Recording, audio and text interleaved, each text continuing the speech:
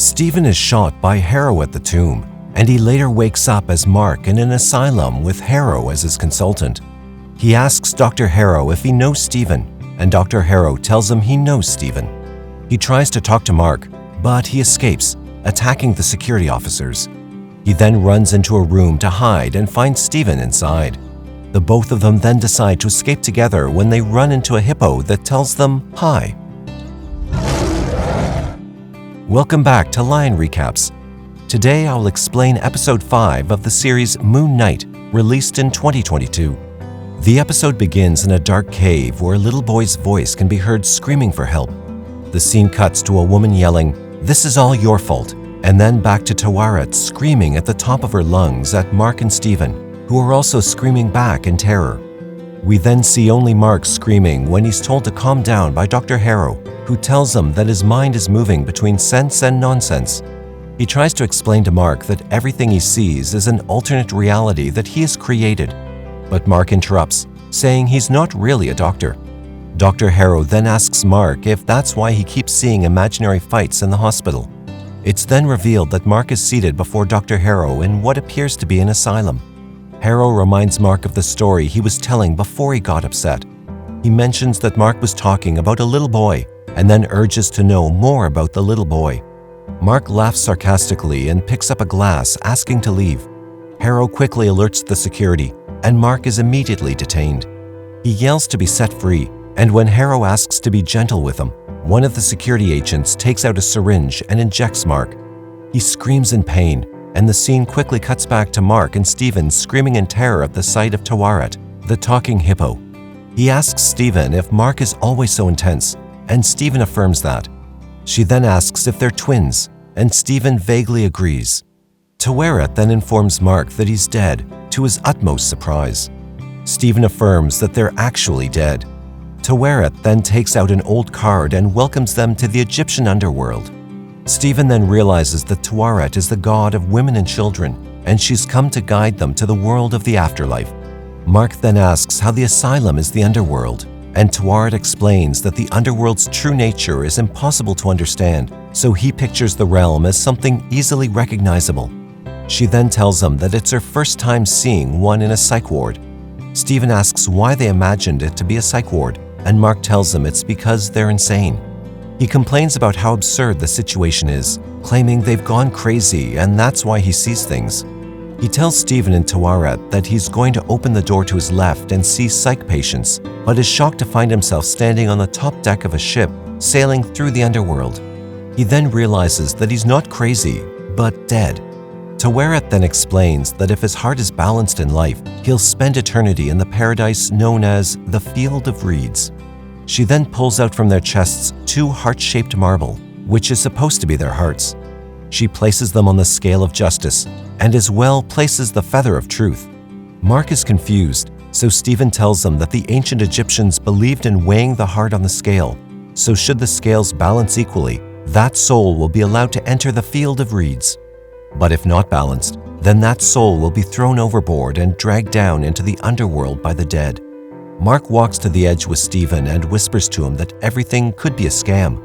Stephen then asks what they should do, and Mark suggests they kill the hippo and steal the boat. Just then, Tawaret calls to them to observe the unbalanced scale. She tells them that the hearts are not full, and that if there's no balance, then their soul will be claimed by the dead. Mark then asks what they could possibly do, and Tawaret tells them that the boat contains memories of one's life. She suggests that they both go in and show whatever it is they're hiding from each other in order to balance the scale before they get to the Field of Reeds. Otherwise, their souls will be destroyed. Mark and Stephen return to the asylum, and Mark still keeps suggesting that they kill the hippo and steal the boat. Stephen condemns the idea and immediately starts looking through the doors for hidden memories of Mark. He finds a memory where the Moon Knight is beating someone up, and another where he's with Khonshu. While looking through another memory, they hear the voice of a little boy screaming for help. Stephen then rushes off to check, but finds himself inside a cafe filled with dead bodies. Mark immediately identifies all the bodies as the criminals he had killed and explains a bit more. Then they notice the scale slowing down. Realizing things might just work, Mark suggests Stephen goes next, but Stephen suddenly notices a little boy staring at them. Stephen then asks Mark why a little kid is in the room filled with the people he's killed. Mark warns him not to go near the boy, but Stephen ignores him and approaches the kid, who rushes off. Stephen immediately chases after the boy, and Mark runs after them, trying to stop Stephen. Stephen then runs in after the boy and locks the door. While Mark yells at him to open the door, Stephen sees little Mark and his younger brother at a barbecue with the family. Mark leaves with his little brother, saying they'll eat later while Stephen follows.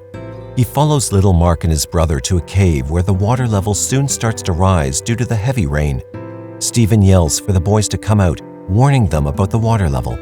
Meanwhile, Mark walks all around looking for Stephen when he gets a rush of the memories and tries to calm himself down. He clears his head and finds another one of his memories in a door to his right. He enters to find his mum mourning. Just then, Stephen walks up to his mum, all wet and confused. Little Mark then comes down the stairs to see his mum. She asks him what he was doing there and tells him he was supposed to protect his brother, but that he had let him drown. She then screams at him that this is all his fault, and the little Mark runs back upstairs. Stephen follows little Mark upstairs, and Mark tries to stop him again. Stephen walks into his birthday celebration with his dad, who calls out to his mum, but she refuses to come out. The two then enjoy the birthday together. Mark calls out to Stephen, but Stephen rushes up the stairs to meet another memory where his mum blames him for his brother's death. He gets confused and asks his mother what she's doing.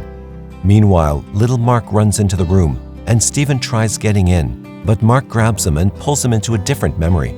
Stephen then asks Mark why he remembers those memories like that, claiming that wasn't how his mother was. While they're arguing, they see where Mark leaves for the army in that memory, despite his father's plea. Mark then tackles Stephen, saying he's not meant to see that, but they crash into another memory with the members of the camp all dead. Stephen asks to know what the place is, and Mark tells them that they were on a mission to raid an Egyptian tomb when the demise befell them. Stephen then asks where Mark is, and Mark points to a cave where he sees himself trying to take his own life. Mark stops on hearing Khonshu's voice repeatedly asking him to be his warrior and take vengeance for him, until Mark finally gives in and accepts. They notice the scales are about to be balanced. At the same time, Mark turns into the moon knight before them. Just then, they start hearing baboons and return to the ship deck, where Tawera tells them there's an unbalance in the underworld. She informs them that souls are being condemned before their time. Stephen then tells her this is why they have to go back, but Tawera tells them that even though they return to their body with a bullet, they wouldn't be able to heal. Stephen then asks that she contact Layla in order to free Khonshu. They then finally agree to turn back, so Tawera steers the ship around, telling them to get back inside and balance the scale before it's too late. The two of them return to the asylum, and Stephen demands to know what happened in the bedroom where Mark had pulled him away. Mark then suggests that they talk instead of going back there again. Stephen then tells them that if they don't go back there and Layla dies, it'll be all his fault. The phrase then triggers Mark, who starts yelling, saying it's not his fault. Mark then wakes up again in the consultation room with Dr. Harrow, who tells him that he watches too many movies. He explains to Mark that he's been looking into the moments that make him Mark. He then asks Mark if he's created Stephen to hide from all the things he has ever done, or if Stephen has created Mark to punish the world for what his mother did. He tells Mark that he can only find out when he opens up to Stephen. The scene then cuts to the bedroom, where little Mark flips everything off his table and crouches in fear. Mark and Stephen are watching, and Stephen remembers the scene differently. Stephen watches how little Mark switches from Mark to Stephen in an instant while his mum bangs on the door. Stephen also notices the movie poster about Stephen Grant, which Mark loves, and realizes that Mark has only made him up. Just then, his mother barges into the room and picks up a belt. But Mark pulls Stephen out, saying that he's not meant to see that. Stephen punches him in anger, sad that he had thought that he was the original and not Mark. Mark then tells him he got to live a simple life, and Stephen tells him it was all a lie. Mark then barks at him, asking if he would have preferred a mother who beat him up and made his life a living hell. He then breaks it to Stephen that his mother is dead, but Stephen claims he talks to her every day. Mark apologizes, but Stephen is far into realization and screams to be let out until he wakes up in the consultation room and splashes his glass of water on Dr. Harrow's face in shock. He quickly apologizes, but Dr. Harrow welcomes him back. Stephen then remembers his face and asks if this was some kind of test, but the doctor tells him he had asked Mark to open up to him. Stephen replies that he was lied to, but Harrow tells him that he was the one who had come in here after his mother had passed away. He condemns the talk, saying it isn't true. Harrow then offers to call his mother, and Stephen realizes that his mother really is dead when he's handed over the phone.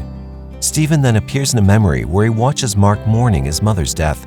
He suddenly switches to Stephen and then starts talking on the phone with his imaginary mom while crossing the road. Mark then approaches him, telling him that his mom's death was 2 months ago.